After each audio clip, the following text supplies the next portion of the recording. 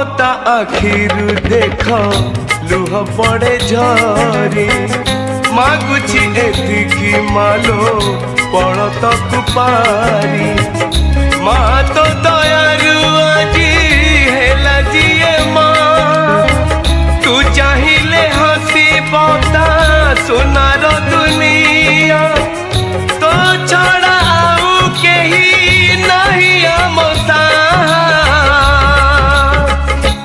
हे माँ